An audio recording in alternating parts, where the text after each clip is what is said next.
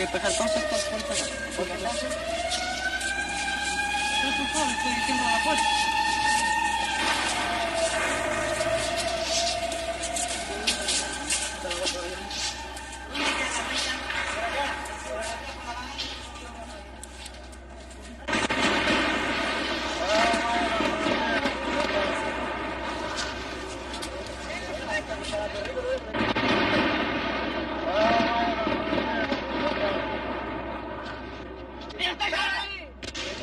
Santiago de Chile, 29 de junio de 1973.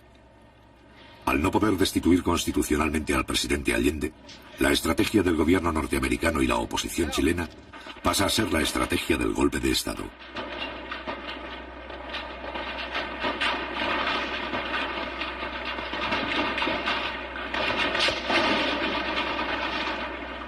Después de su fracaso en las elecciones presidenciales de marzo de 1973, la oposición inicia la aplicación rigurosa de un plan insurreccional. El día 29 de junio, un sector del ejército precipita los acontecimientos. A las 9:10 de la mañana, un solo regimiento ataca el Palacio de Gobierno con 6 tanques y algunos vehículos de transporte.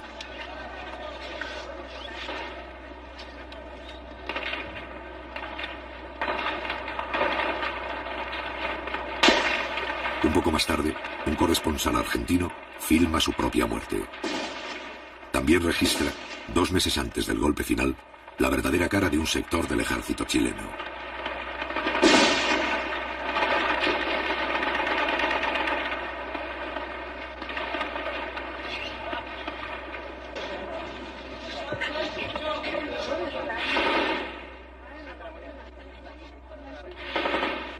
Durante una hora, los tanques intercambian disparos con los carabineros de la Guardia Presidencial, que se encuentran en el interior del Palacio de la Moneda. En estos primeros instantes mueren 22 personas. El Parlamento, el Poder Judicial y los partidos opositores guardan silencio.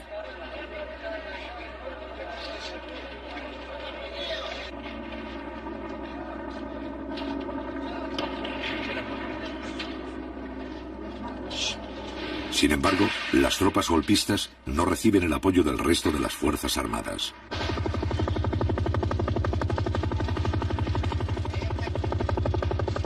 Tal vez considerando que todavía no hay condiciones para el éxito del alzamiento, el resto de la oficialidad no se suma a esta acción. Mientras tanto, las tropas leales inician el primer contraataque para romper el cerco. ¡Cuidado, cuidado, que sale de aquí!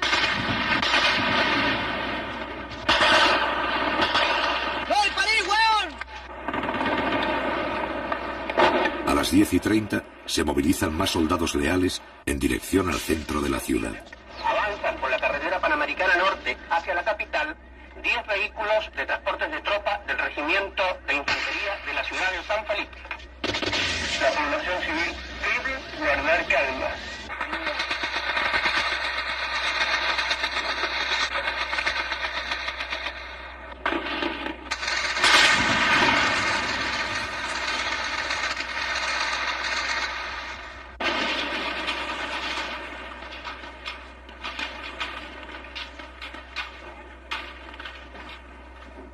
Al cabo de un breve enfrentamiento, los tanques sublevados inician la retirada. El comandante en jefe del ejército, general Carlos Prats, dirige en persona las operaciones. A las 11 de la mañana, cuando todavía se combate, el presidente de la República entra en el Palacio de Gobierno. A esa misma hora, llega otra columna de soldados leales, encabezado por el ministro de Defensa, José Toá.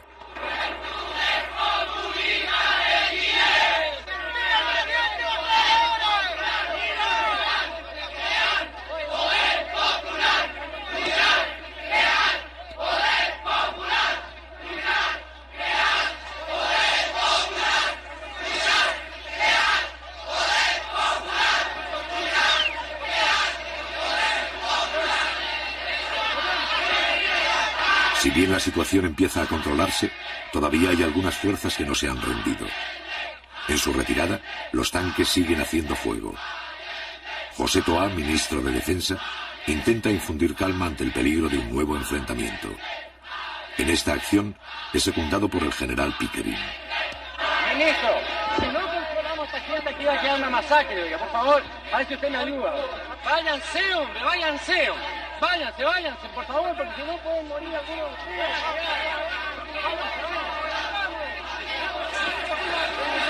Los generales Pickering, Sepúlveda y Prats encabezan el grupo de oficiales más resueltos en sofocar la asonada.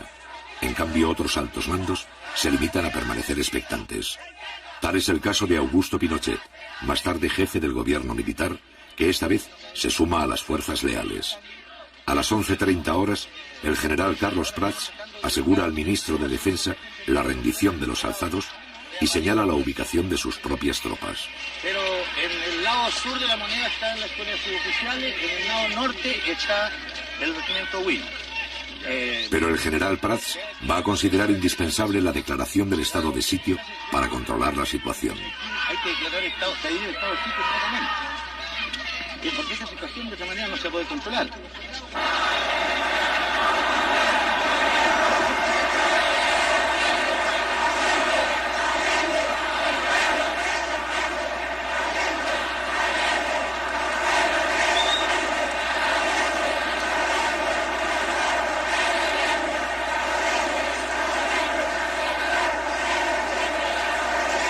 A las 12 del día, cuando ya está confirmada la derrota del alzamiento, el Partido Demócrata Cristiano manifiesta su apoyo al régimen constitucional. El otro sector de la oposición, el Partido Nacional, se niega a hacer declaraciones, en tanto que la directiva del grupo fascista Patria y Libertad se refugia en la Embajada del Ecuador, confesándose así como los autores del cuartelazo.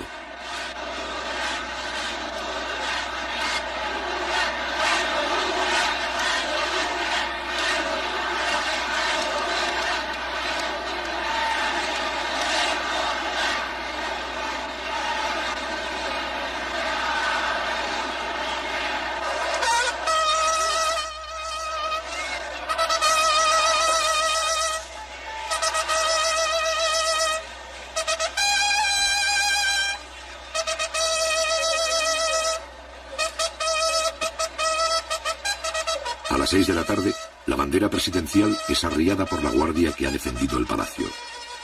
Durante 2 horas, esta compañía, al mando del teniente Pérez, se ha negado a entregar la sede del gobierno.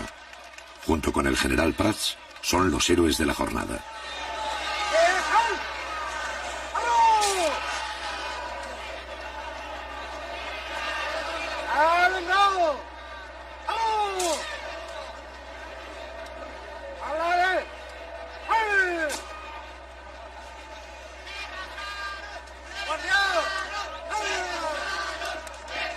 La facilidad con que se ha aplastado el conato de golpe abre muchas interrogantes.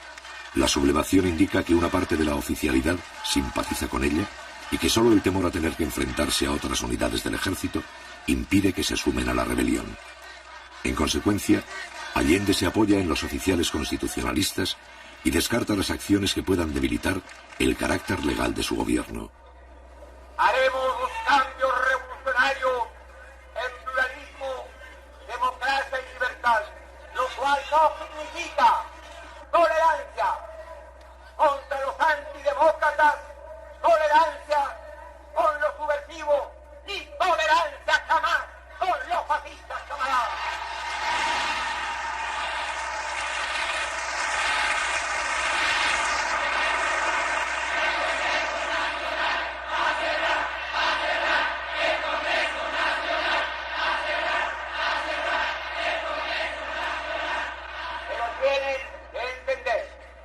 ¿Cuál es la real posición de este gobierno? No voy porque sería absurdo cerrar el Congreso. No lo voy a hacer.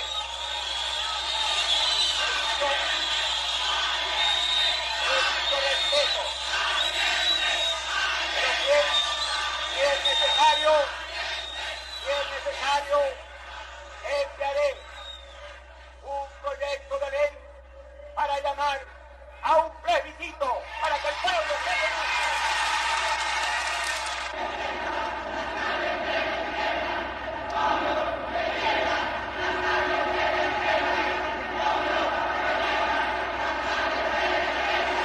Al otro día, Allende solicita al Congreso la aplicación del estado de sitio. Mientras tanto, desde la mañana del 29 de junio, los trabajadores de izquierda asumen el control de fábricas, empresas, minas y centros agrícolas a lo largo de todo Chile.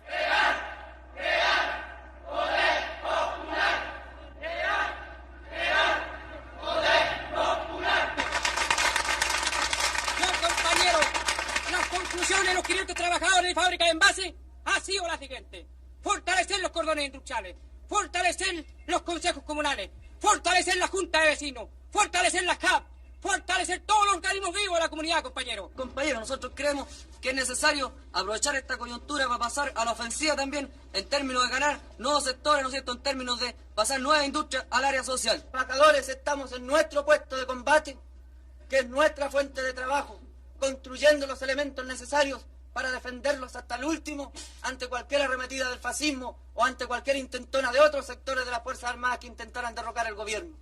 Nosotros creemos que debemos asegurar bien nuestro puesto de combate, que está en las industrias primero. Al mismo tiempo se fortalecen todas las formas de poder popular, en especial los cordones industriales. Cada cordón industrial es una agrupación de fábricas y empresas que coordinan las tareas de los trabajadores de una misma zona. En las principales ciudades del país se han constituido 31 cordones industriales, de los cuales 8 pertenecen a Santiago. Compañero, ¿a qué representa usted aquí? Cordón Macul, compañero.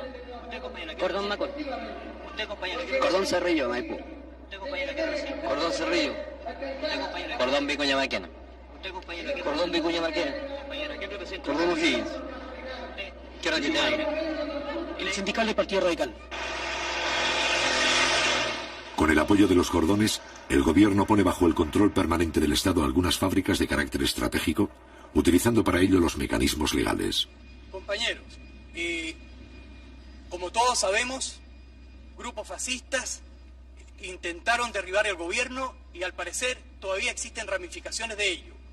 Por lo tanto, sigue el peligro latente contra un proceso que ha iniciado y tomado en sus manos la clase trabajadora. Hoy se resolvió lo que sigue, teniendo presente que la industria de envases de papel aluminio Alusa ha suspendido la entrega de sus productos, lo que constituye un entorpecimiento de la distribución. Y vistos el Decreto Supremo número 338 y la Ley número 16.464, resuelvo. Primero, requísese el uso y goce del establecimiento industrial, maquinarias y demás elementos necesarios para la producción y o distribución de la fábrica de envases Alusa. El 2 de julio, la ley sobre el estado de sitio propuesta por Allende es sometida a la aprobación del Parlamento. Esta ley consiste en otorgar al jefe del Estado facultades extraordinarias. Mediante ellas, el presidente podría nombrar, trasladar y destituir a los jefes militares que crea conveniente. Ofrezco la palabra. Ofrezco la palabra. Cerrado el debate. Durante los 3 gobiernos anteriores, la implantación del estado de sitio ha sido autorizada 2 veces. Los señores diputados que rechacen la proposición les ruego levantar la mano.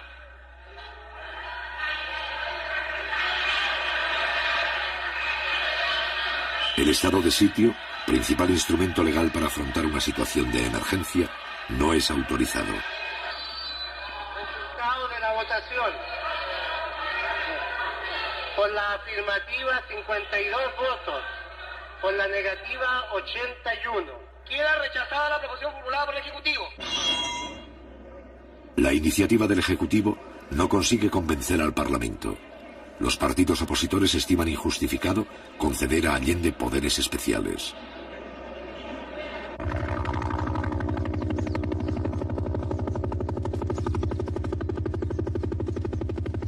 El 2 de julio, el mismo día en que el Congreso rechaza el estado de sitio, la oficialidad de la Armada ordena a sus tropas efectuar un allanamiento en Valparaíso. Un año antes, el Parlamento ha promulgado una ley de control de armas que faculta a los militares para efectuar registros en busca de armamento sin orden judicial ni autorización del gobierno. A pesar de la creciente acción terrorista de los grupos de extrema derecha, esta ley hasta ahora nunca había sido puesta en práctica por los militares.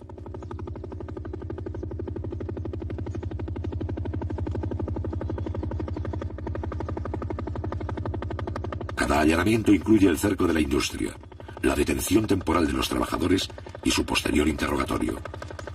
Así, sin salirse de la legalidad, algunos oficiales comienzan a actuar contra los empleados y obreros de las fábricas. En este primer allanamiento no se encuentran armas. Chile está bajo la agresión del imperialismo norteamericano y un sector de la oligarquía que en octubre del 70 se unió a la ITT y a la CIA para derrocar a este gobierno, pretende repetir una intentona de esa naturaleza.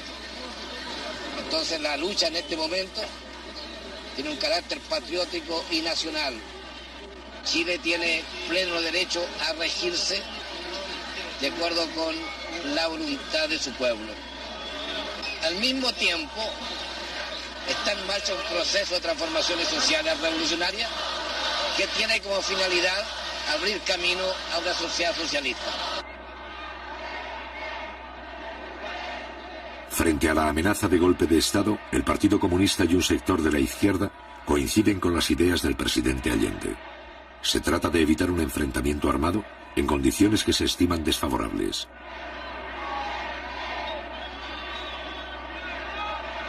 Para ello, este sector plantea apoyarse en los mandos militares que respetan el sistema democrático.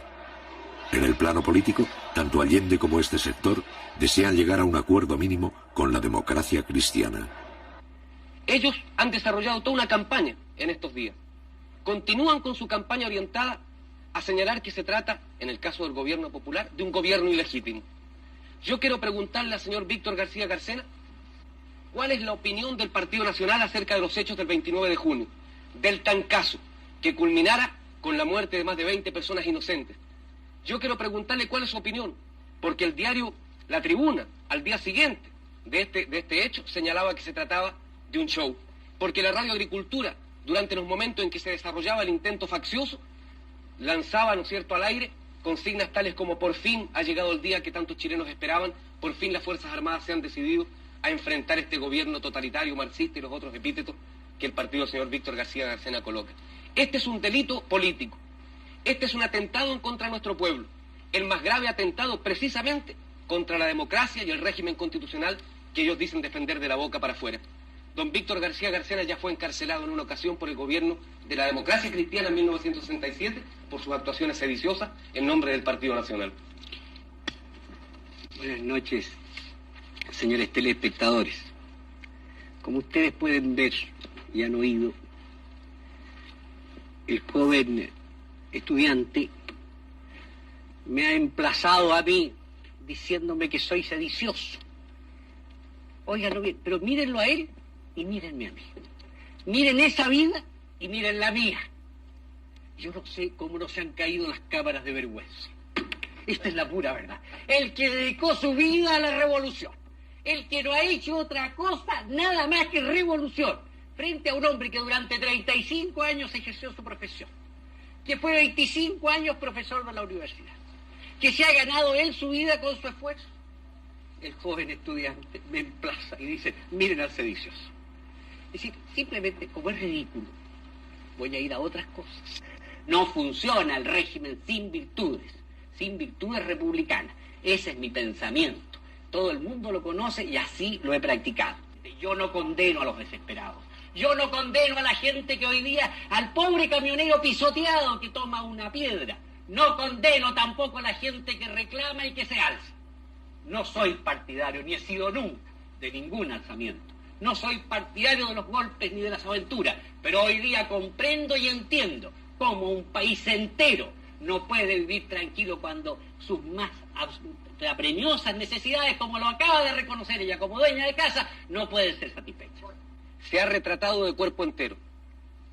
Ha mostrado el rostro sedicioso, el rostro golpista del Partido Nacional. Y señora Anzieta, aquí está el principal riesgo al régimen constitucional y a la democracia que usted dice defender. El señor Víctor García Garcena, y ustedes lo escucharon, señores telespectadores, acaba de decir que él no condena el alzamiento del 29 de junio, materializado por una unidad traidora, sin duda, a la limpia tradición de nuestras Fuerzas Armadas. no condena el asesinato de más de 22 personas. No lo condena. Al revés, no ha tenido aquí, eso sí, la suficiente franqueza para decir que lo aplaude, como lo aplaudió su radio, la Radio Sociedad Nacional de Agricultura, como lo aplaudió su diario, el diario La Tribuna, que al día siguiente dijo que era un autogolpe, un show montado por el gobierno de la Unidad Popular. Y repítalo aquí, señor Víctor García. No he dicho que he apoyado el alzamiento, no me tergiverse porque eso no lo admito. Pronúnciese claramente. Sí, acabo de pronunciarme claramente y no le voy a hacer más caso. Quiero que explicarle a ustedes, señores telespectadores, que nuestro sistema es el sistema no de odio de clases, ni de lucha de nada. Es lo que se llama la integración nacional. Eso es lo que perseguimos. Perseguimos es que todos nos sentamos miembros de una misma patria. Como en Uruguay. Nos sentamos fraternales. ¿Para qué me interviene con otros países que no tienen nada que ver? Usted parece que fuera boliviano. Sí. No se desespere, don Víctor García. Por favor, no se ponga histérico, por favor, permítame continuar. Estos son los problemas. ¿De dónde provienen los atentados en contra de la democracia y de la libertad? Para obstaculizar e impedir el diálogo y para irnos, en definitiva, al camino de la guerra civil, que es el camino que necesita don Víctor García Garcena, la pacífica paloma de la paz que hemos visto aquí frente a las cámaras, que aspira a instaurar en Chile una dictadura fascista igual a la de José María Bordaberry en Uruguay, y si no pronuncia, señor García, a la de Brasil y a la de Bolivia, y lo repito y lo emplazo. Hemos visto aquí, frente a las cámaras, que aspira a instaurar en Chile una dictadura fascista igual a la de José María Bordaberry en Uruguay, y si no pronuncia, señor García, a la de Brasil y a la de Bolivia, y lo repito y lo emplazo.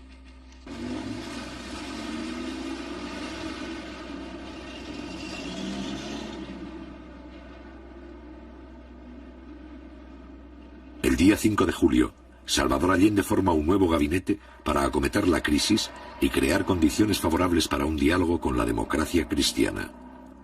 Con este fin, trata de incorporar a una personalidad de este partido. Yo sé perfectamente bien que los procesos revolucionarios sacuden y convulsionan a los pueblos, pero sé también que aquí hemos querido y tratamos de hacer algo que otros pueblos no alcanzaron. Una revolución por cauces distintos, de acuerdo a nuestra historia, a nuestra tradición y a nuestra realidad.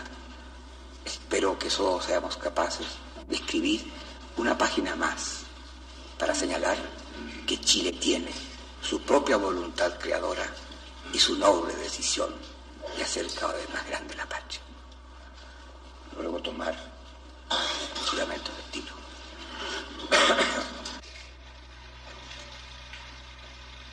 Finalmente quiero agradecer que llamé al rector de la Universidad Católica, Fernando Castillo, y le pedí que formara parte del gabinete. Lamentablemente tenías compromisos que yo respetaba. Respeté entonces las razones y a pesar de muy buena disposición, no pude contar con la colaboración de Fernando Castillo. Sé sí que contará el país con su colaboración en cualquier circunstancia. He querido informarles plenamente de esto y además reiterar que tengo confianza en que superaremos las horas difíciles con el esfuerzo de todos. Muchas gracias.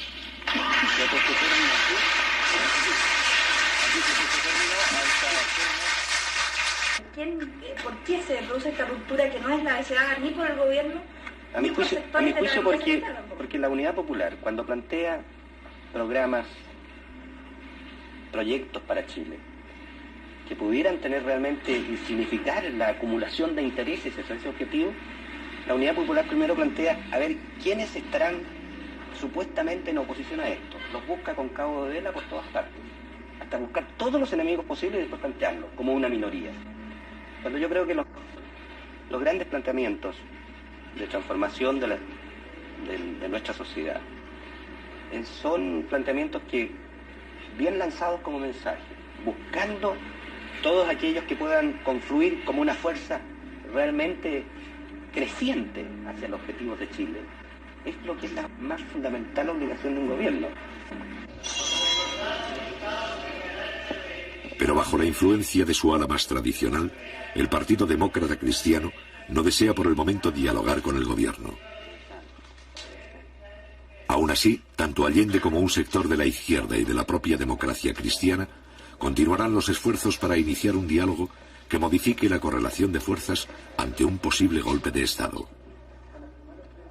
Tenemos, compañeros, hacer un llamado a la sensatez y al patriotismo de los sectores de la democracia cristiana que piensan con su propia cabeza y que no siguen los dictados del Pentágono, de la CIA, de los Yarur o de los Duni Edwards, para que se opongan con toda su fuerza en la base del pueblo, en los sindicatos, en todas partes, a la ofensiva fascista, a la ofensiva reaccionaria. Porque si el fascismo, compañeros, lograra vencer, no le preguntarían al obrero del pobre si es comunista, si es mapucista, si es socialista o si es demócrata cristiano para reprimirlo.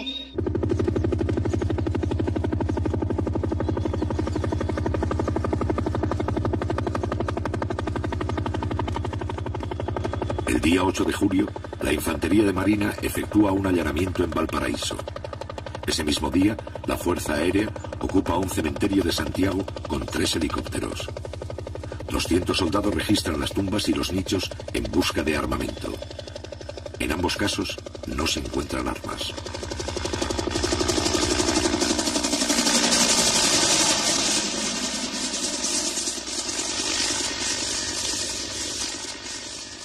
Ya es una cosa ya del otro mundo, se puede decir lo que están haciendo estos momios.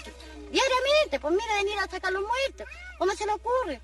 ¿A dónde se que los muertos? Porque ellos no tienen balas, no tienen nada. ¿Cómo los van a matar? ¿No le parece? Sacarlos los pobrecitos de ahí. De ahí un hueso se le tira quizás a dónde para que lo hubieran muerto a ellos. Así que mañana pasado, en la misma noche, lo mandan a ellos en el listo. Los matan a todos y como somos indefensos, aquí nos quedamos. Pues. ¿Y habría que armar al pueblo entonces? Por supuesto, claro. Y eso es lo que tiene que hacer el gobierno. Y ya lo más pronto al gobierno, porque si no lo hacemos nosotros, imposible que... Nosotros somos la fuerza de él, porque por él, o sea, él está de presidente por nosotros, porque nosotros lo sacamos, no ellos, porque los ricos jamás van a tirar para nosotros. Y todo lo que tenemos nosotros ahora lo tenemos por el gobierno de ahora, porque nosotros nunca habíamos tenido nada. Así que, ¿cómo no va a estar agradecido uno del gobierno? Eso es lo que hay que hacerle entender a alguna gente que todavía está errada, ¿eh? Tienen su mente medio extraviada y no me eso. Tienen su mente medio extraviada y no comprenden las obras que se hacen. Uno que está cada día saliendo a trámite cosas, ve lo de arriba, ve el esfuerzo que hacen por los pobladores. Así que... ¿Qué es lo que tenemos que hacer nosotros para defender este gobierno? Unirnos. En primer lugar... Si vienen con armas ellos, ¿cómo le respondemos? Tendríamos que también tener cómo defendernos. Yo creo que ese es el pensamiento de todos aquí. Al menos aquí nadie tiene un arma en este campamento, nadie. Y usted sabe que con mano, con palo no se puede hacer nada. Si vienen ellos con un arma de fuego no se puede hacer nada. Existen las organizaciones de defensa por parte de los trabajadores. Existen las brigadas que en un momento determinado pudieran moverse. Pero no existen los elementos populares para defender las industrias, ni existen los elementos populares siquiera para movilizar trabajadores en una franca disposición de combate o de lucha callejera contra algunos sectores militares o algunos sectores del fascismo provistos de esos elementos. ¡Crear! ¡Milicia popular! ¡Crear! ¡Milicia popular! ¡Crear! ¡Poder! El día 12 de julio, el Partido Socialista hace pública su posición frente a la amenaza de golpe. Los soldados, marinos, aviadores y carabineros no pueden prestarse en ningún momento y bajo ninguna circunstancia para asesinar trabajadores.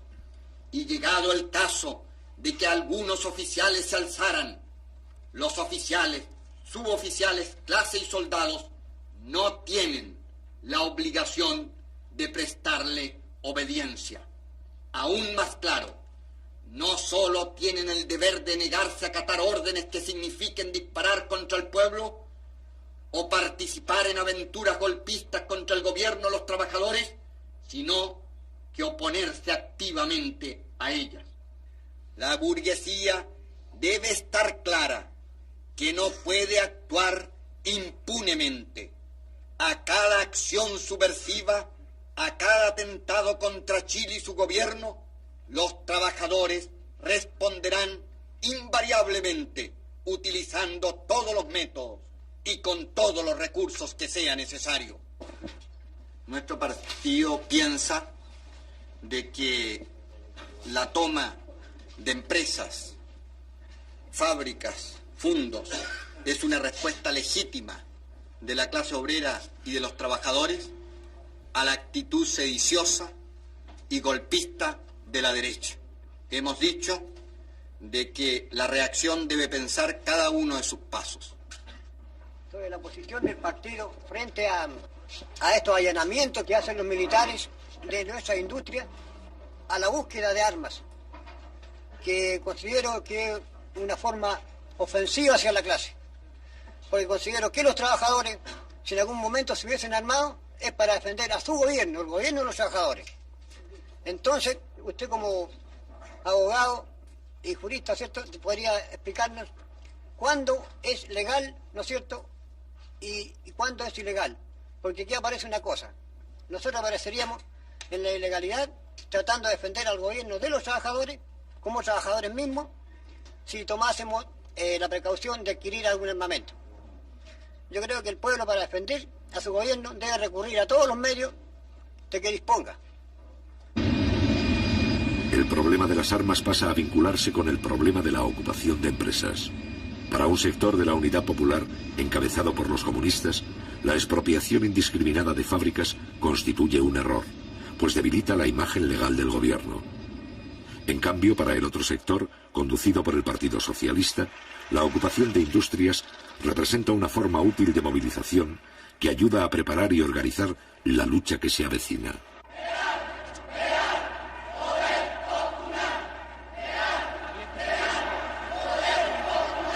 Este sector afirma que el choque armado con la derecha es inevitable y que la única forma de encarar un golpe es con la organización de las masas, fortaleciendo el poder popular, en especial los cordones industriales.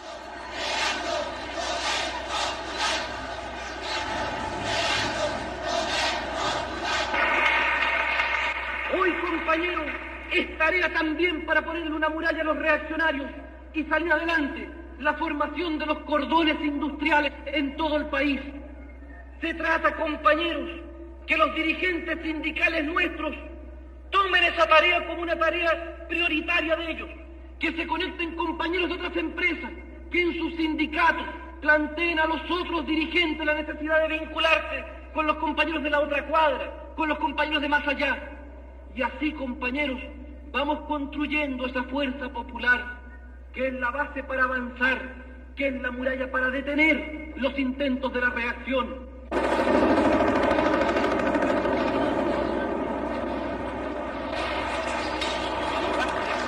El 19 de julio, el regimiento Arauco ocupa la central de trabajadores en la ciudad de Osorno.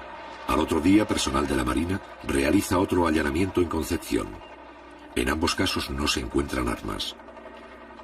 El 12 de julio, el movimiento de izquierda revolucionaria, MIR, desde fuera de la Unidad Popular, plantea sus posiciones.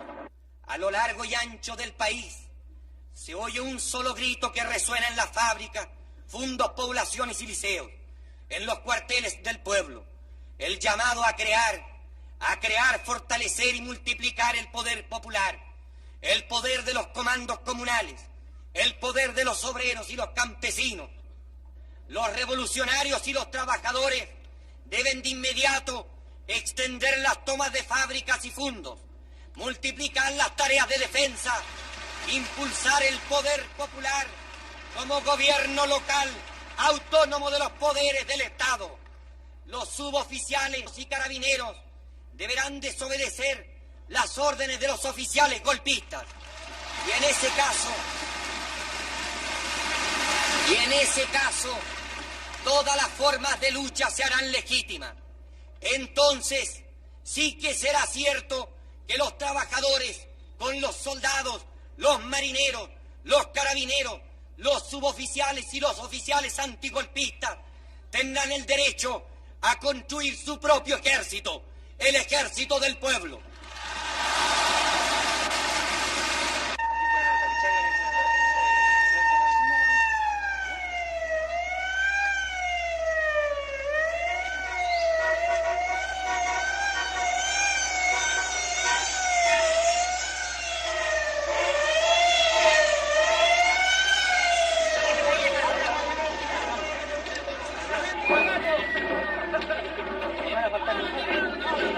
19 de julio los trabajadores del cordón industrial Vicuña Maquena ocupan la principal carretera de su zona.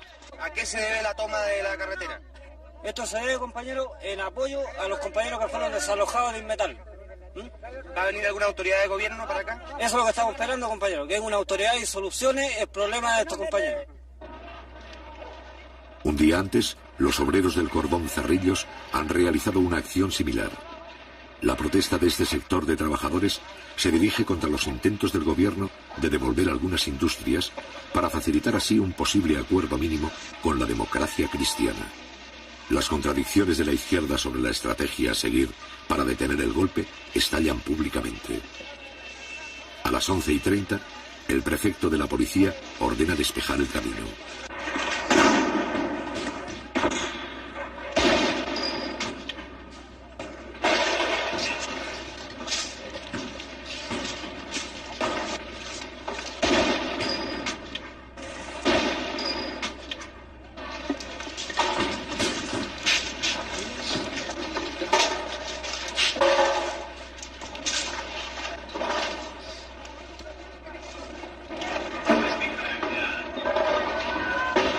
Los carabineros solo pueden avanzar hasta la primera barricada.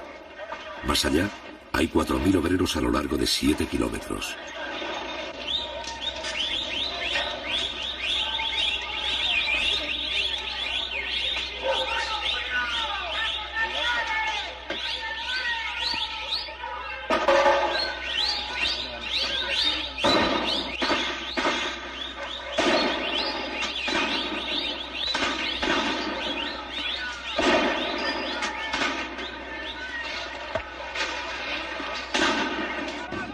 Por el hecho de que están avanzando, el gobierno está avanzando. ¿Quieren volver en preso? Los carabineros van a la A las 11:45 llega el intendente de Santiago, funcionario de la Unidad Popular y máxima autoridad de la provincia. Su misión consiste en disolver el enfrentamiento. Después de escuchar a los obreros, el intendente Julio Estuardo anula las órdenes de las fuerzas antidisturbios.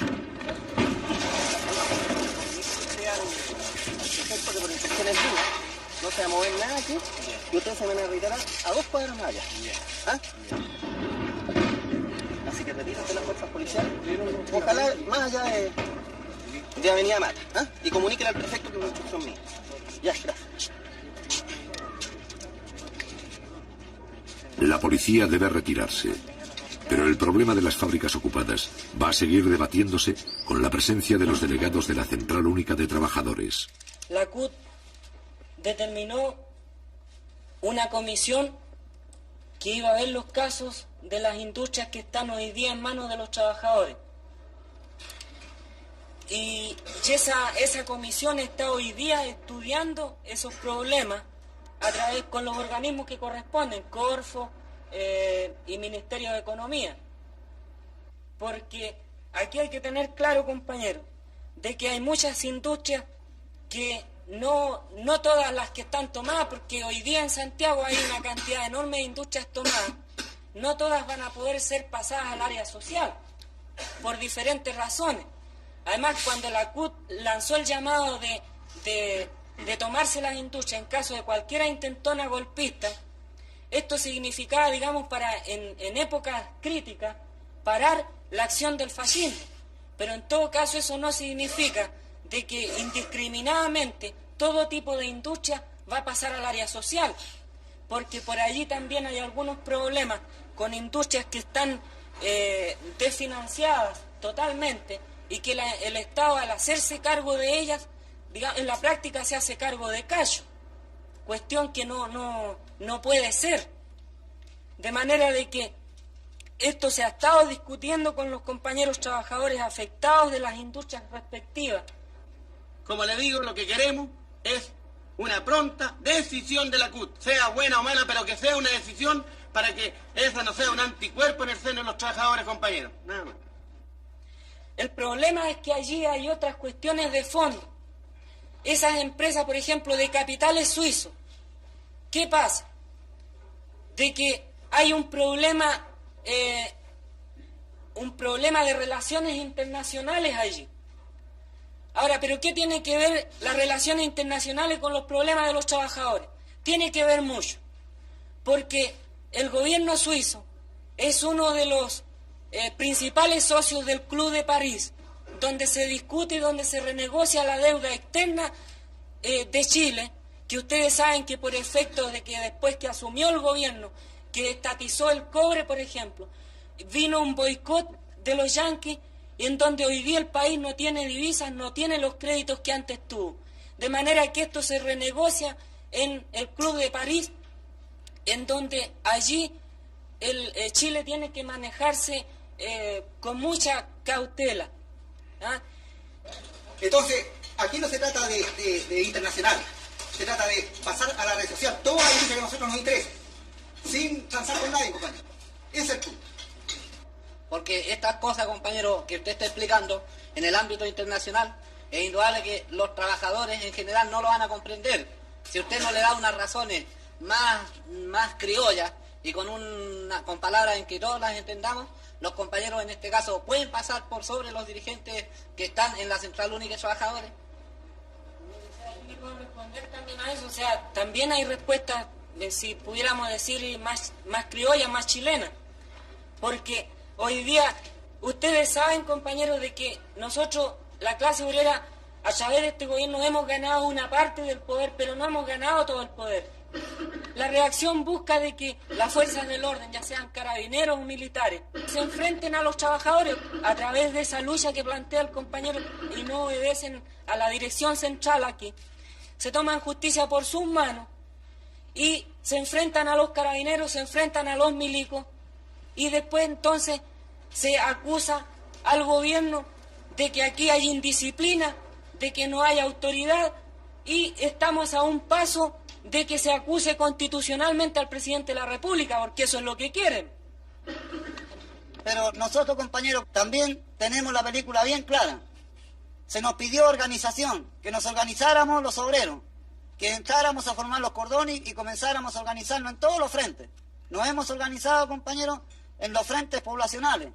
Nos hemos organizado en los frentes obreros, en los sindicatos. Nos hemos también organizado en los cordones. Y aún seguimos con la misma cantinela, pues, compañeros, de que no es el momento y de que hay un poder legislativo y hay un poder judicial. Se nos pidió que nos organizáramos desde un comienzo, desde la población hasta el nivel más alto. Y hasta el momento nos hemos organizado, pues, compañeros, y seguimos aún diciendo, el compañero presidente nos sigue pidiendo a nosotros que tengamos calma, que sigamos actuando en esta forma y sigamos organizándonos. ¿Pero para qué? ¿Cuál es el miedo, compañero, de llegar a presentarnos los obreros en un paro general? Y presentarlo a los pobladores también a su vez y pedir al compañero presidente, como a todo el Poder Ejecutivo, de que una vez por todas se decida, pues, compañero, cuál es el plan que tiene de lucha, cuál es el plan para que nosotros también al organizarnos nos presentemos frente a ellos y pidamos, compañero, si es necesario, como presentan los de la derecha, que lleguemos a un plebiscito. Nosotros comenzamos el plebiscito, compañeros, por las poblaciones hasta el nivel más alto. Y le aseguro que ganamos de aquí a Huancagua, pues, compañeros, y pasamos de largo, pues, compañeros. Porque tenemos organización dentro de los campamentos, dentro de los cordones industriales, dentro de los sindicatos. Y la CUT, compañeros, está apernando igual todavía, pidiéndonos a nosotros que tengamos calma y que esto no se puede hacer porque esto pertenece a la reina Isabel, el otro pertenece a Suiza, y así, y en fin, compañeros, siguen inventando cosas. La verdad de las cosas, compañeros, es que el pueblo, los obreros ya nos estamos cansando, porque esto es tramitación. Y estamos luchando contra la burocracia y dentro de nosotros mismos, dentro de nuestra propia defensa, de nuestros propios sindicatos, dentro de nuestro propio poder, compañero, como es el CUB, sigue aún la burocracia, pues, compañero. ¿Hasta cuándo? Yo quiero que insultarle a usted, compañero. ¿No tiene usted confianza en el poder popular, compañero? ¿No tiene confianza la CUB en los obreros que hemos ido al frente en el día viernes cuando nos presentamos frente al compañero Allende a gritar y apoyarnos en todo sentido? ¿No tiene confianza el presidente en las organizaciones que nos ha hecho formar? ¿No tiene confianza, compañeros, los diputados apernados que están arriba y que no quieren hacer nada, compañeros? ¿No tienen confianza los senadores, compañeros, que en vez de alegar una causa que nosotros, los obreros, los hemos puesto para que aleguen, para que luchen por nosotros, cuando se levantan los señores de la derecha, lo único que hacen es levantarse el asiento y mandarse a cambiar, pues, compañeros? Ya está bueno de todas estas cosas. Por algo nos hemos organizado y por algo nos estamos reuniendo en esta noche aquí, pues, compañeros, para pedir que si las cosas están en la área social, bueno, tratemos de hacerlas llegar, pues. Las que no sirven, pues, compañeros, dejémoselas a eso, a los derechistas, pues, compañeros. Dejémoselas a los momios. Si no, el gobierno no se puede hacer cargo de esos cachos, que se hagan cargo ellos de esos cachos y nosotros sigamos, pues, compañeros, luchando. Vaya usted, pues, compañero, a ir a La Vega, cómo están todas las cosas en el mercado negro y los compañeros nos siguen pidiendo que tengamos calma. ¿Hasta cuándo, pues, compañeros? Si esto ya se está pasando de castaño oscuro.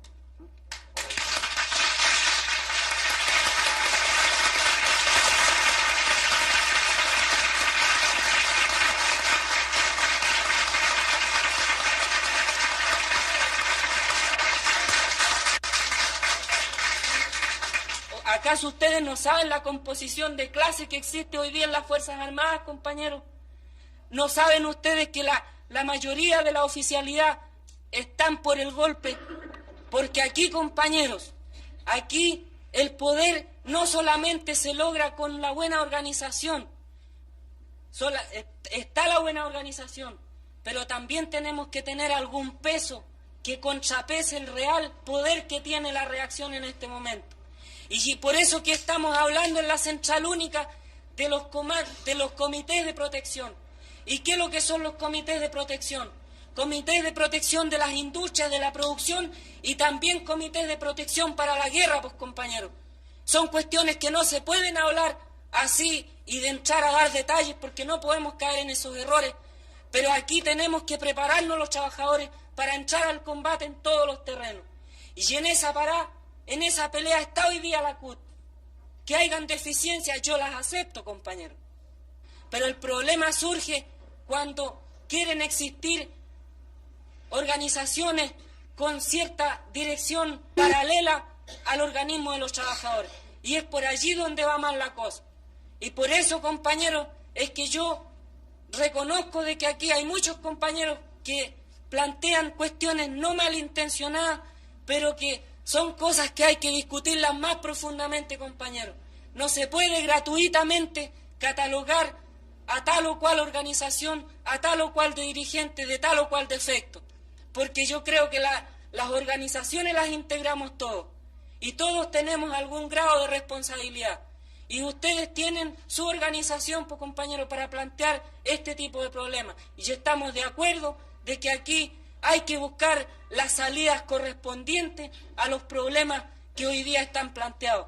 Pero no nos olvidemos, compañeros, de que aquí hay un gobierno que está presidido por el compañero Allende y que tenemos que obedecer a esa dirección, que hay un organismo que son los trabajadores y que hay organismos que son los partidos de la clase que también entregan orientación, pues, compañeros.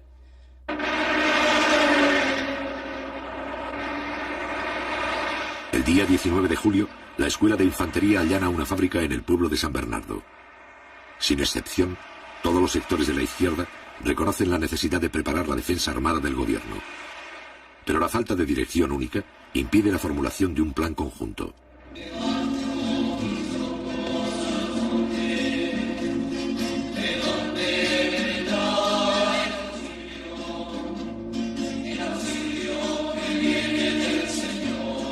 El 20 de julio, en vista de la creciente ola de violencia, la Iglesia Católica lanza públicamente un llamado en favor del entendimiento pacífico.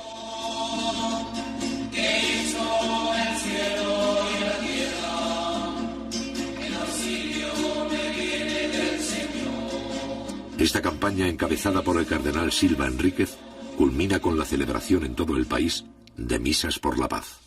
Por los representantes del pueblo que ejercen los poderes públicos del Estado, que su competencia, acentuada por la sabiduría y la prudencia que vienen de Dios, los haga estar siempre al servicio de la patria para auténtico bien de las comunidades. Roguemos al Señor.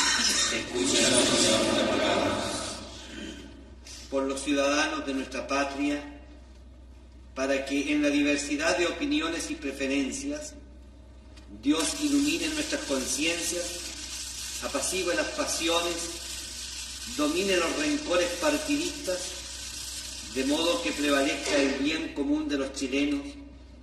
Roguemos al Señor.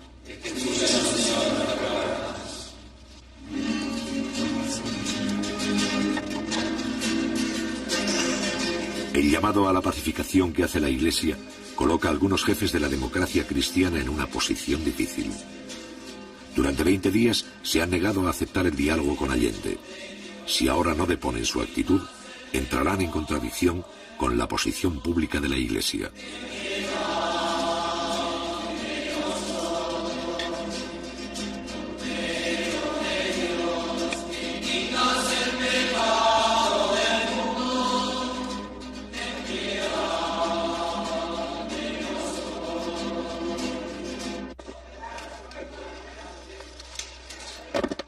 Días después, Patricio Aylwin, más tarde presidente de Chile, y Osvaldo Holguín, jefes máximos de la democracia cristiana, llegan al Palacio de Gobierno para entrevistarse con el primer mandatario.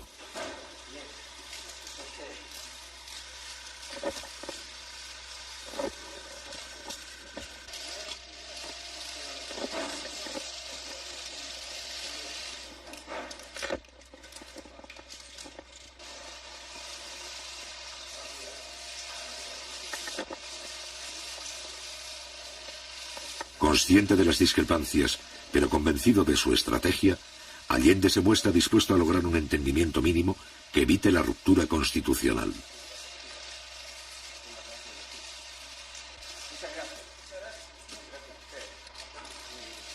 La posibilidad de un cierto acuerdo entre Allende y la cúpula demócrata cristiana causa una profunda inquietud entre los adversarios más irreconciliables del gobierno.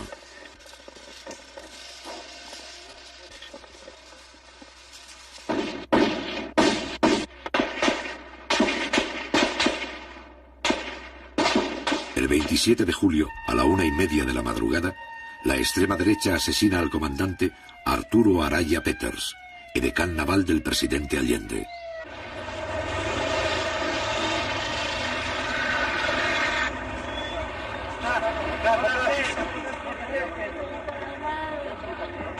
La violencia alcanza a un oficial directamente vinculado al presidente de la República, justo en el momento en que la democracia cristiana acepta dialogar con Allende.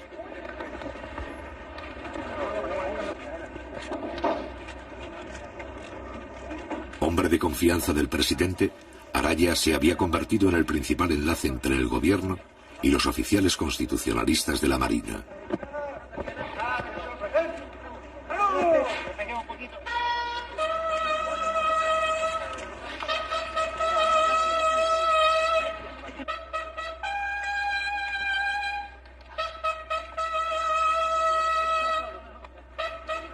El mismo día 27, los restos del edecán se llevan al Palacio de la Moneda. Posteriormente se trasladan a Valparaíso, para ser enterrados con honores militares.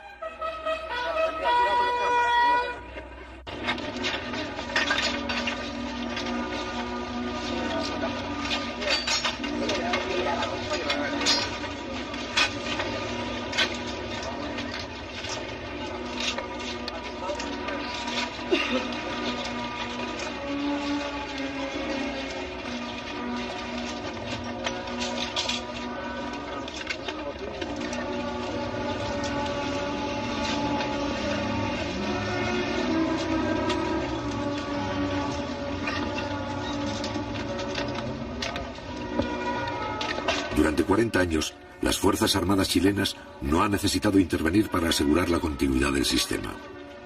Sin embargo, a mediados de 1973, cuando el régimen corre peligro de ser sobrepasado por el proceso revolucionario, la mayoría de los oficiales parece dispuesta a intervenir.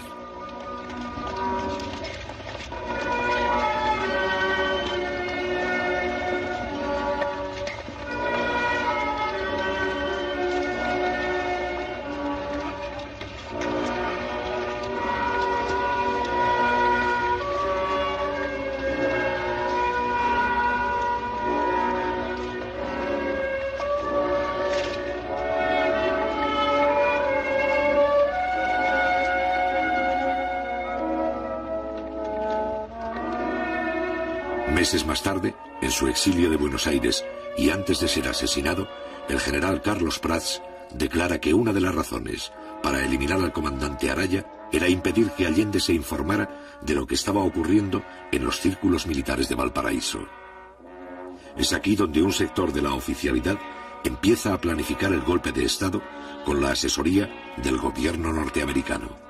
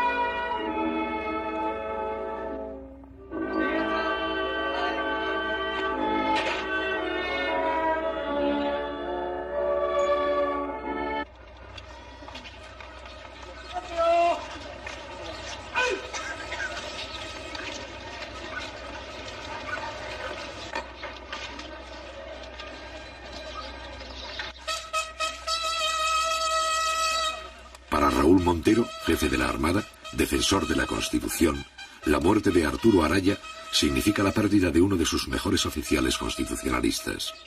Para Allende, este es uno de los peores momentos que debe afrontar durante su mandato. Para José Toribio Merino, más tarde miembro del gobierno militar, la muerte del edecán no altera sus planes.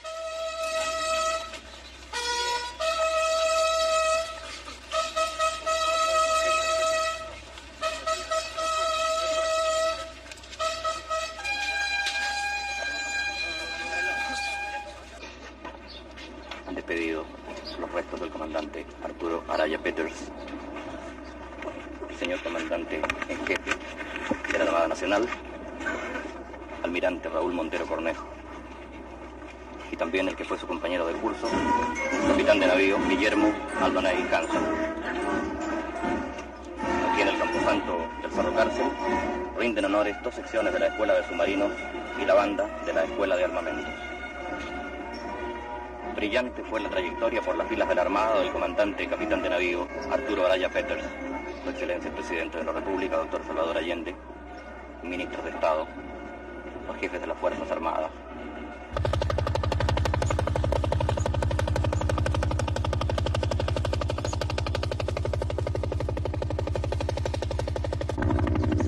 Los allanamientos en busca de armas se intensifican. El día 3 de agosto, los militares rodean una de las principales fábricas del cordón Cerrillos de Santiago. Estos operativos permiten a los oficiales reconocer el terreno y estudiar la reacción de los trabajadores. A su vez, acostumbran a la tropa a enfrentarse con la población civil y vigilan el comportamiento de sus propios soldados. Al otro día, la 5ª División del Ejército ocupa el barrio industrial de Punta Arenas. Hasta la fecha, los militares han realizado 27 allanamientos en todo el país sin encontrar armas. Por primera vez en un operativo se utilizan tanques.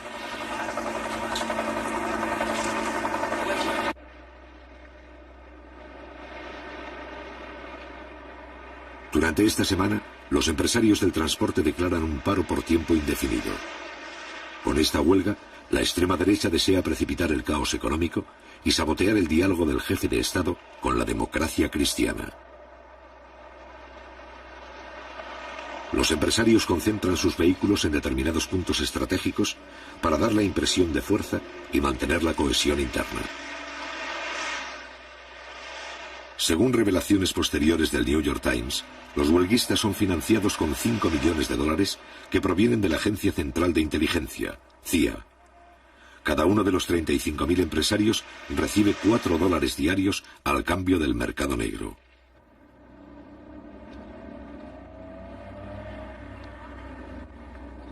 Mientras tanto, en los jardines del Congreso, tal como sucedió con la huelga del cobre, las mujeres de los camioneros recolectan dinero y víveres entre la población. El día 31 de julio, el gobierno decreta la reanudación legal de faenas y envía tractores para remolcar los vehículos paralizados hasta Santiago. Sin embargo, los empresarios se oponen por la fuerza y acusan al gobierno de atentar contra la propiedad privada. Estos hechos son filmados por el Canal 13 de televisión, que simpatiza con la huelga. Días más tarde, el Parlamento, en combinación con los periodistas de la oposición, transforman el incidente en un escándalo. El Congreso pide al Canal 13 que vuelva a emitir su versión filmada de los hechos como elemento de juicio para los señores parlamentarios.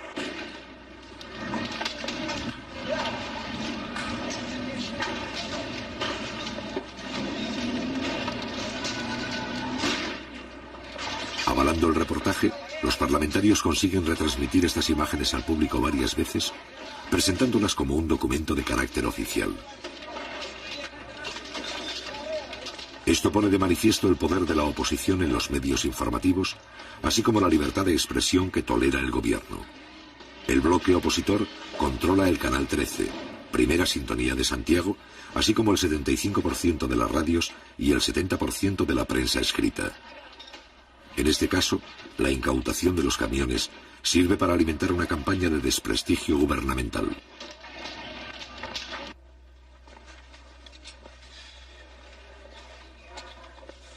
Mientras esto ocurre en el Parlamento, los contactos entre Allende y la democracia cristiana llegan a un punto muerto. La directiva de este partido plantea al jefe del Estado 3 condiciones. Debe someterse a la autoridad del Congreso y renunciar así a las facultades presidenciales que otros mandatarios de Chile tuvieron. Debe retroceder en su política de nacionalizaciones. Y finalmente, debe incorporar en puestos claves de gobierno a militares que cuentan con la exclusiva confianza de la democracia cristiana. En respuesta, el presidente Allende se opone a esta capitulación. El mismo día, la democracia cristiana suspende el diálogo.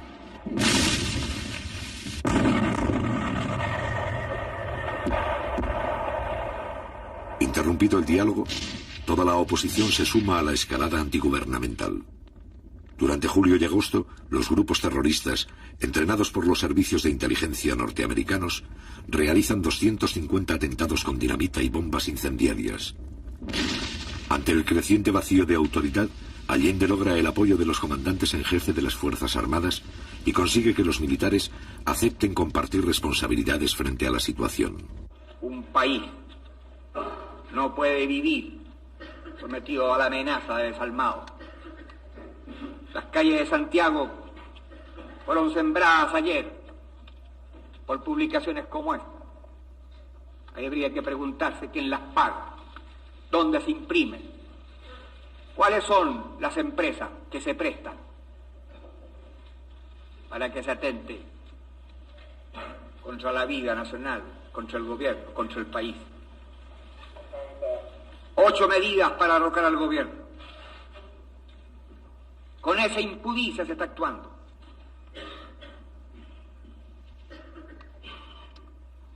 Este gabinete tiene que terminar con el paro fascista de los transportistas, con la decisión del que manejará implacablemente la ley, y sabiendo además que cuenta con la solidaridad de la inmensa mayoría de los chilenos, que quiere evitar por todos los medios la guerra civil de nuestra patria. El 9 de agosto quedan incorporados al gobierno los altos mandos militares. El general Prats, jefe natural de los oficiales leales, ocupa el Ministerio de Defensa. El mando del ejército recae interinamente en el general Pinochet, también considerado constitucionalista. Este nuevo gabinete es recibido con discrepancias por la mayoría de los políticos. La derecha lo rechaza. La democracia cristiana muestra división de opiniones.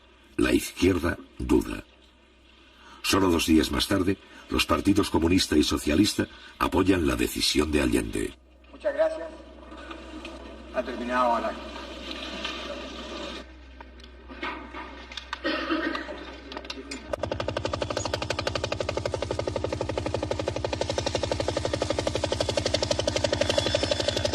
El 11 de agosto se realiza la primera gestión del gabinete cívico-militar para requisar camiones. Sin embargo, las iniciativas de los altos mandos chocan con la mayoría de los oficiales que miran con simpatías el paro y se muestran hostiles para sancionar a los huelguistas. Esto pone en evidencia que una parte del aparato militar también está implicado en la ofensiva contra el gobierno. Según revelaciones posteriores de la prensa norteamericana, William Colby, exdirector de la CIA, nunca desmintió el apoyo de su cuerpo en la preparación y sostenimiento económico de la huelga, al ser interrogado por la Cámara de Representantes en Washington en octubre de 1973.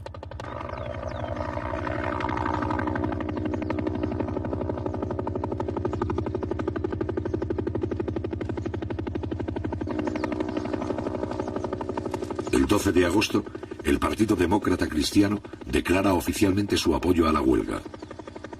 En las fábricas, las materias primas comienzan a disminuir y en el campo escasean las semillas. En estas circunstancias, el gabinete cívico-militar ha fracasado.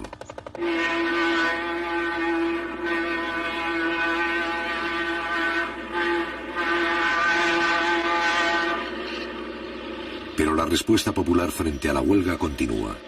El gobierno y sus partidarios movilizan brigadas para llevar los productos a los centros de distribución.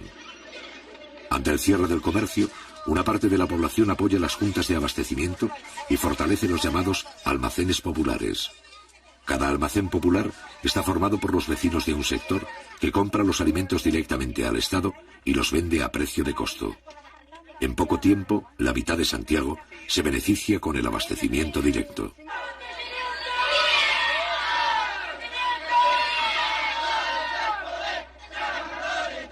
En algunos barrios, los cordones industriales envían piquetes de obreros para vigilar la distribución y abrir los comercios cerrados.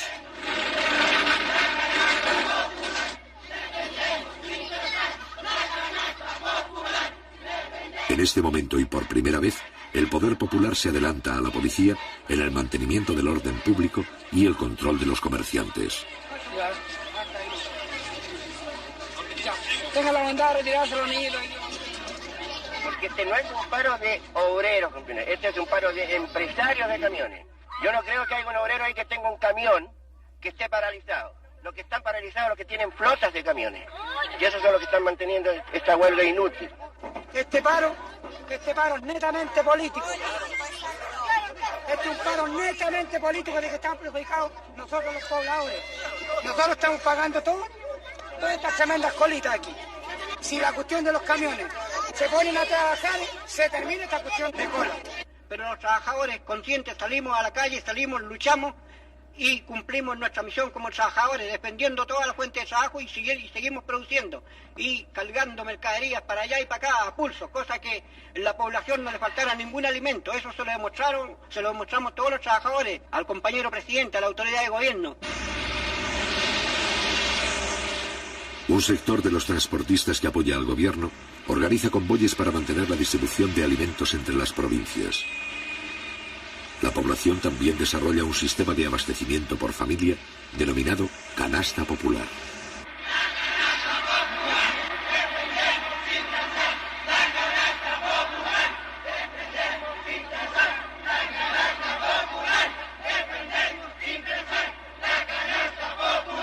¿Qué opina usted de la actitud del gobierno frente a la crisis que estamos viviendo? La actitud del gobierno, compañero, tiene que muñequear, porque si usted fuera gobierno tendría que hacer lo mismo, compañero. Porque el gobierno tiene que bailar en la cuerda floja muchas veces. Y yo creo, compañero, no es culpa del gobierno. Para mí, como socialista marxista del año 32, a esta parte, compañero, porque yo estuve en la pelea en la República Socialista, junto a Mamaduque Grohe, compañero, y a otro, después que cayó en un error el compañero Grohe. Cuando el pueblo le pedía las armas, compañero, y él siendo militar no las entregó, compañero. Claro que habría sido, compañero, una matanza incontrolada, compañero, porque allí quizás que habría pasado, porque si ahora mismo, compañero, a nosotros nos falta mucho, digo yo, de tener un buen frente, que lo tenemos en todas las poblaciones. Tenemos organización antifascista, compañero, y comités de defensa, pero nos falta un poquitito de coordinación provincial y nacional, compañero, para actuar en un solo frente. Porque que no los vaya a pasar aquí si viene el enfrentamiento como pasó en España, compañero, que por la división de algunos partidos, compañero, y los anarcos sindicalistas por un lado, los socialistas por otro, y se montó el fascismo de Franco, compañero, en el poder. Mientras tanto, en Valparaíso, un grupo de la marinería detecta la conspiración naval e informa a varios jefes de la izquierda. Esta acción es descubierta por los altos mandos y los marinos son acusados de amotinamiento, encarcelados y sometidos a tortura.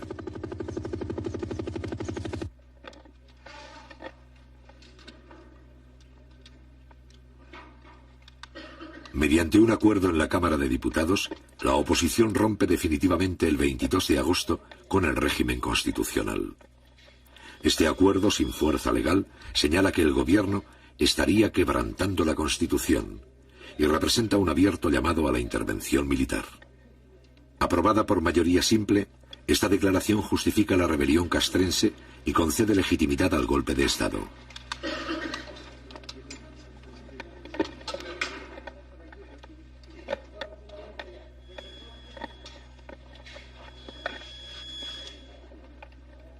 A partir de ese momento, los hechos se precipitan. Un grupo de mujeres se congrega frente a la casa del comandante en jefe del ejército, general Carlos Prats, jefe natural de los oficiales que respetan el sistema democrático. La manifestación, donde participan las esposas de 6 generales, es para señalar a Carlos Prats de que ya no tiene el apoyo de la cúpula militar. Al otro día, la Junta de Generales le niega su respaldo y Carlos Prats resuelve presentar la renuncia.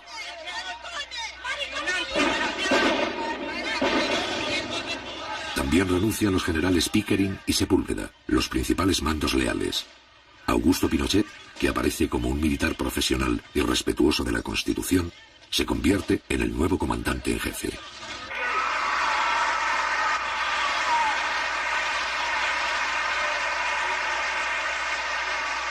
Mientras la conspiración avanza, la oposición civil inicia la última ofensiva. El 14 de agosto, en la Universidad Católica, las mujeres del movimiento Poder Femenino se reúnen para apoyar la huelga del transporte. Es por eso que esta lucha de los transportistas, que ya se libró en octubre, esta vez tiene que ser una batalla hasta las últimas consecuencias. Así lo hemos entendido todos los que estamos apoyando a los transportistas en su justa lucha.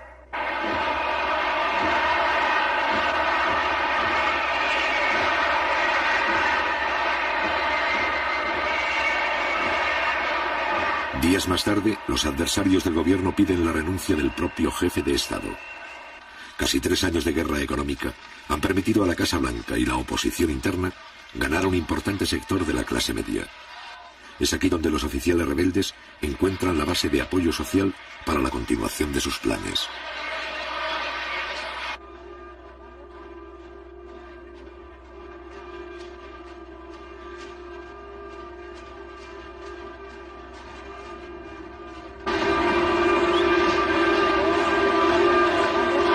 El día 4 de septiembre se cumple el 3er aniversario del triunfo electoral de Salvador Allende.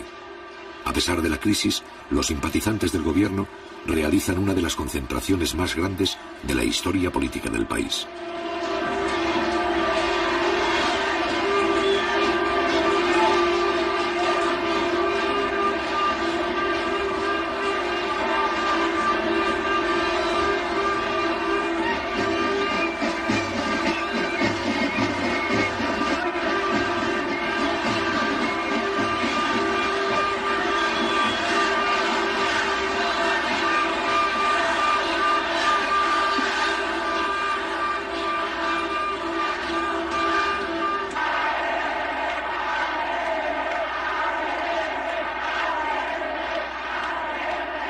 A partir de las 5 de la tarde, más de 800.000 personas desfilan ante el presidente de la República. 3 días después, Salvador Allende informa a sus colaboradores que desea convocar un plebiscito para resolver por la vía democrática la continuidad del gobierno. La fecha marcada para dar a conocer públicamente este plebiscito es el día 11 de septiembre. Mientras tanto, el desfile continúa.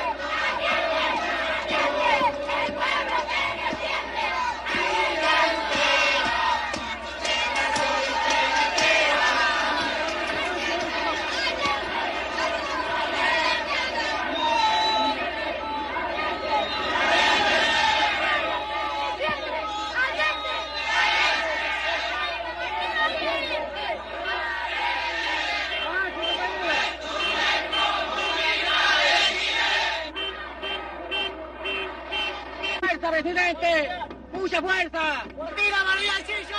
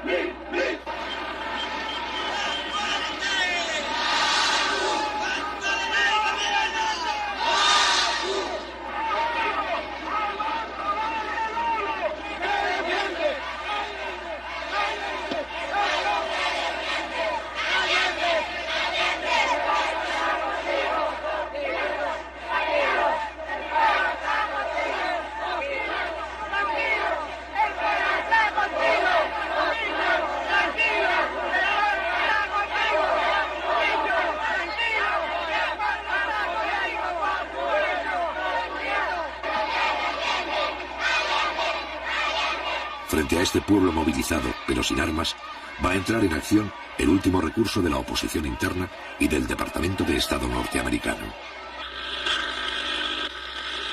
Les habla el presidente de la República, desde el Palacio de la Moneda. Informaciones confirmadas señalan que un sector de la marinería habría aislado Valparaíso y que la ciudad estaría ocupada. En todo caso, yo estoy aquí, en el Palacio del Gobierno, y me quedaré aquí defendiendo el gobierno que represento por la voluntad del pueblo.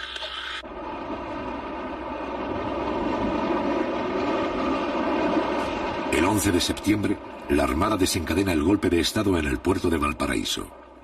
Al mismo tiempo, 4 destructores norteamericanos se acercan a las costas chilenas para participar en la Operación Unitas y mantienen contacto permanente con los golpistas. A las 7:30, el presidente Allende ha llegado al Palacio de la Moneda para impartir las primeras instrucciones.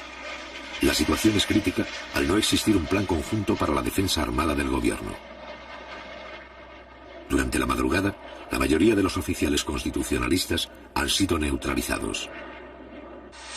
A las 8 de la mañana, algunos aparatos de la Fuerza Aérea empiezan a sobrevolar la capital. A las 8:20, los jefes de la sublevación exigen la renuncia del jefe de Estado y le ofrecen un avión para que abandone el país.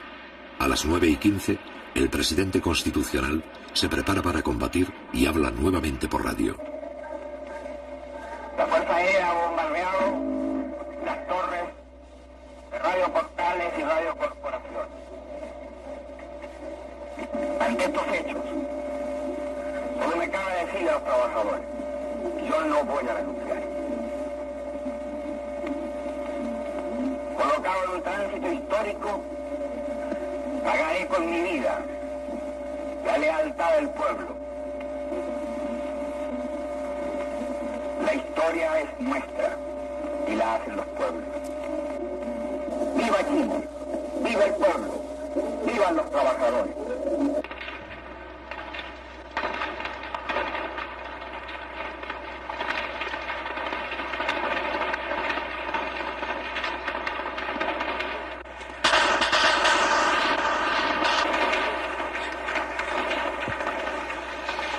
Al cabo de algunas horas de resistencia, los militares envían a Salvador Allende un ultimátum. Si no se rinde, la aviación iniciará el bombardeo. Ante estos hechos, el primer mandatario deja en libertad de acción a la guardia del palacio, quienes hacen abandono del edificio. Junto al presidente Allende, que rechaza la rendición, permanecen 40 combatientes civiles dispuestos a enfrentar el ataque.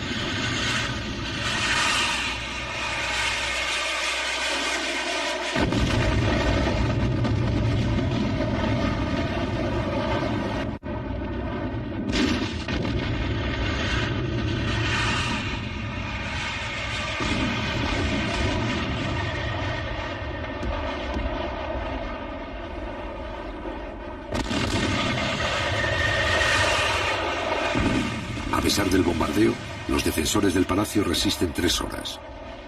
Al mismo tiempo, se producen pequeños combates en varios lugares de Santiago y provincias. A las 2:15 de la tarde, el presidente Allende muere en La Moneda.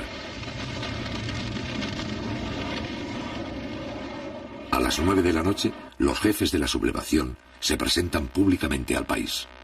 Las Fuerzas Armadas y de Orden han actuado en el día de hoy solo bajo la inspiración patriótica de sacar al país del caos que en forma aguda lo estaba precipitando el gobierno marxista de Salvador Allende. La Junta mantendrá el poder judicial y la asesoría de la Contraloría. Las cámaras quedarán en receso hasta nueva orden. Eso es todo.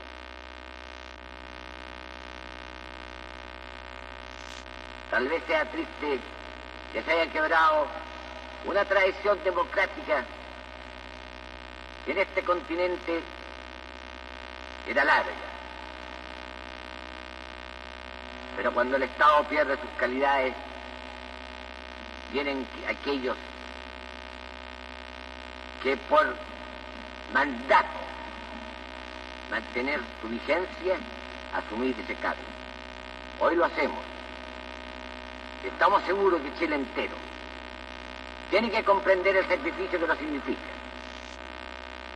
No se trata de aplastar tendencias o corrientes ideológicas, ni de ejercer venganzas personales, sino, como dije, de restablecer el orden público y volver al país por la senda del cumplimiento de la Constitución y las leyes de la República. Después de 3 años de soportar el cáncer marxista que nos llevó a un descalabro económico, moral y social que no se podía seguir tolerando por los sagrados intereses de la patria, nos hemos visto obligados a asumir la triste y dolorosa misión que hemos acometido.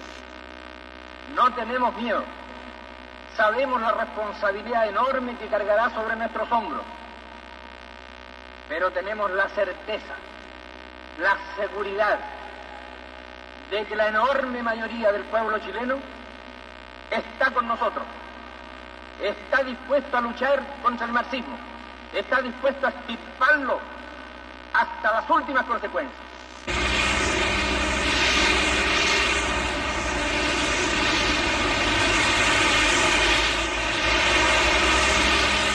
A partir del 11 de septiembre, todos los recursos del ejército chileno son utilizados para reprimir el movimiento popular con la complacencia del gobierno norteamericano.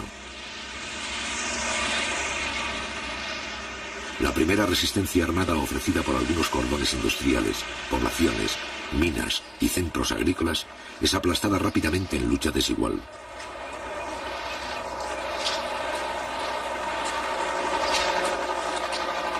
Cientos de personas pierden la vida y los principales campos deportivos se convierten en campos de concentración.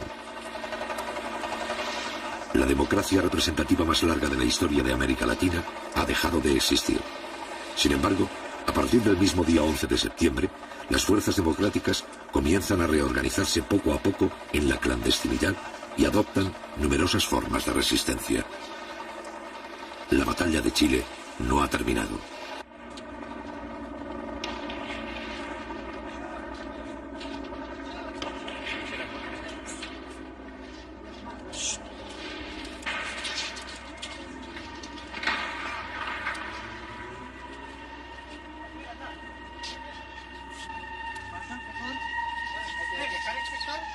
¿Qué pasa entonces? Por favor, estoy diciendo a la puerta.